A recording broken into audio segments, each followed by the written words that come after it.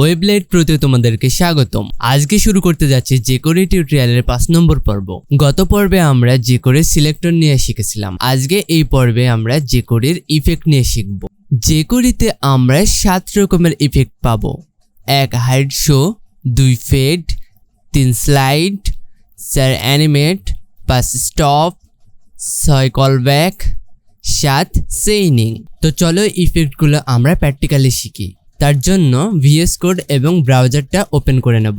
তো প্রথমে আমরা বডির ভিতরে h1 ট্যাগ নেব, তার ভিতরে লিখব jQuery। এখন এই ট্যাগকে আমরা কি করব, হাইড করব। তার জন্য আমরা এখানে স্ক্রিপ্ট ট্যাগের ভিতরে jQuery স্টার্ট করব। সিলেক্টর মেথডের ভিতরে আমরা কি করব, ডকুমেন্ট পাস করে দেব। প্রপার্টি মেথড হিসাবে রেডি। আমরা জানি রেডি মেথড একটা ফাংশন নেই।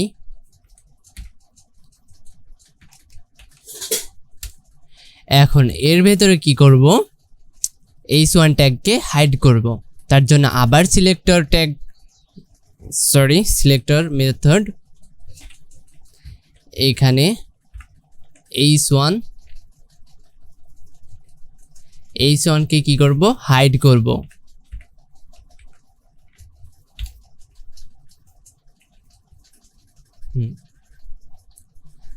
এখন সেভ দিলে কি হয় দেখি, এটা হাইড হয়েই আছে অলরেডি। ঠিক আছে, আমি কি করব, শো হয়েছিল কিনা তার জন্য এটা কেটে নেব।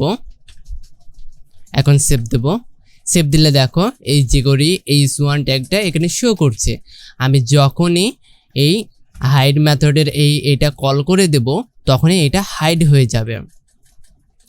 আচ্ছা, এটা সিম্পল হাইড। ঠিক আছে, এখন আমরা এর ভেতরে প্যারামিটার দিয়ে বলে দিতে পারবো যে তুমি 1 সেকেন্ড সময় নাও হাইড হওয়ার জন্য। ঠিক আছে, তার জন্য কি করব, 1000 টাইপ করে আমরা সেভ দেব। দেখো ও হাইড হচ্ছে ঠিকই, কিন্তু সময় নিচ্ছে 1 সেকেন্ড। ঠিক আছে, আমি যদি বলি 2 সেকেন্ড, তার জন্য আমরা 2000 লিখব। দেখো ও হাইড হতে 2 সেকেন্ড টাইম নিচ্ছে। এখন আমরা লিখেও বলে দিতে পারি। ঠিক আছে, তার জন্য আমরা কি করব, এটা কেটে দিলাম, একটা কোটেশন দেব। আমি বলবো খুব ফাস্ট বা খুব তাড়াতাড়ি তুমি হাইড হও।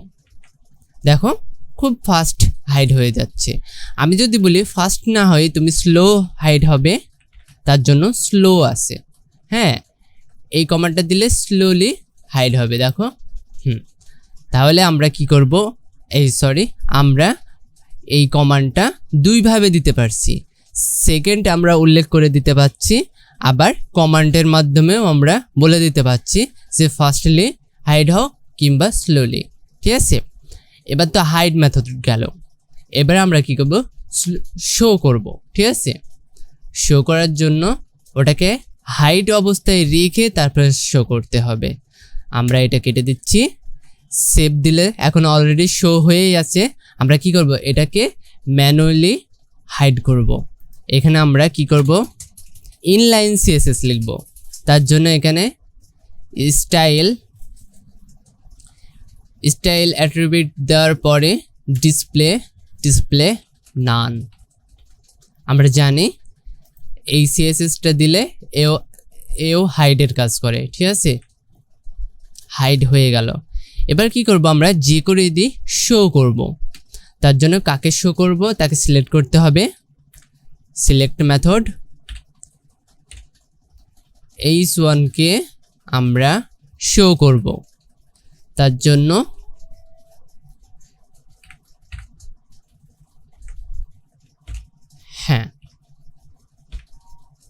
সেভ দিলে দেখো শো হয়ে যাচ্ছে।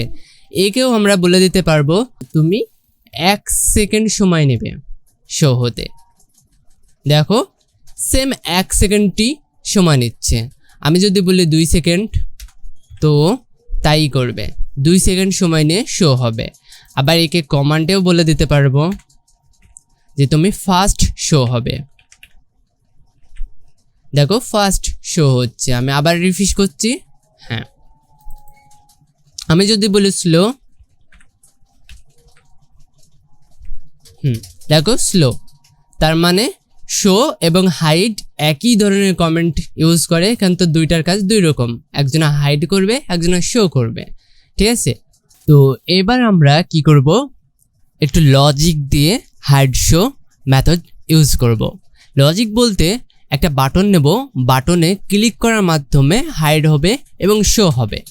ঠিক আছে, তার জন্য আমরা কি করব, এখানে একটা বাটন ট্যাগ নেব, button tag input button, value নেব ক্লিক মে,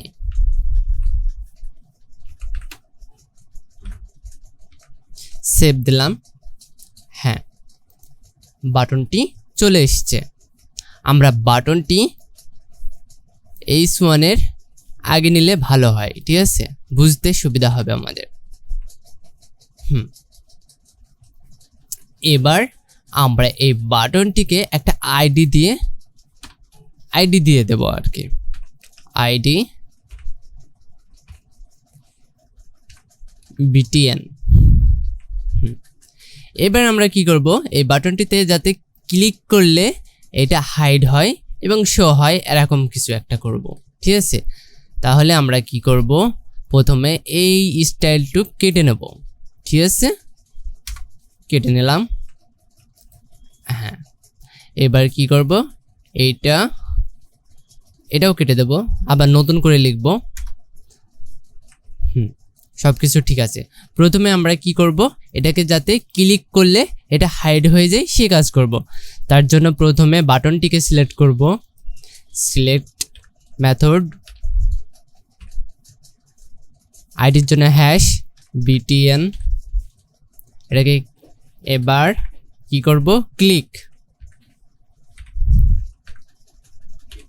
করলে একটা কাজ হবে, তার জন্য এখানে ফাংশন দিয়ে দেব।